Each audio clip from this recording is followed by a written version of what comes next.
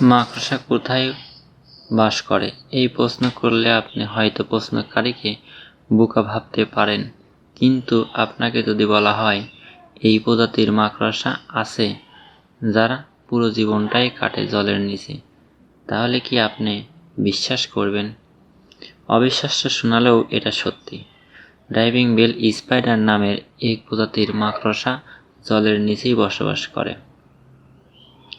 এর নাম diving bell spider হলেও একে ওয়াটার স্পাইডার বা জলজ মাকড়সা নামে ডাকা হয়। ডাইভিং বেল স্পাইডার হলো তার গ্রুপের একমাত্র সদস্য যারা পুরো জীবন জলের নিচে কাটিয়ে দেয়।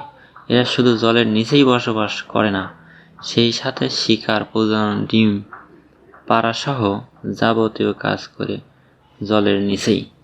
উত্তর ও মধ্য ইউরোপ এবং মধ্য এশিয়ার অগভীর জলে এদের দেখা মেলে।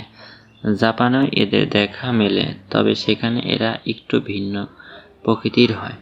প্রশ্ন হলো, জলের নিচেও তো শ্বাস নিতে হয়, তাহলে জলের নিচে এরা অক্সিজেন পায় কিভাবে?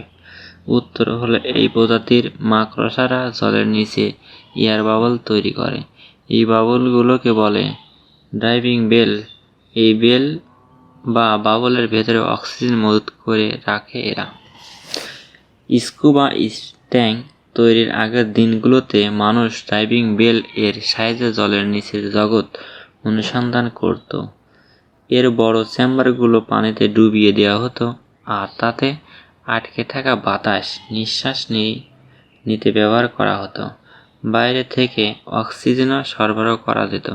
সময়ের হিসাবে করতে গেলে অ্যারিস্টটলের সময়কাল থেকেও এ ধরনের বেল ব্যবহার হয়ে আসছে।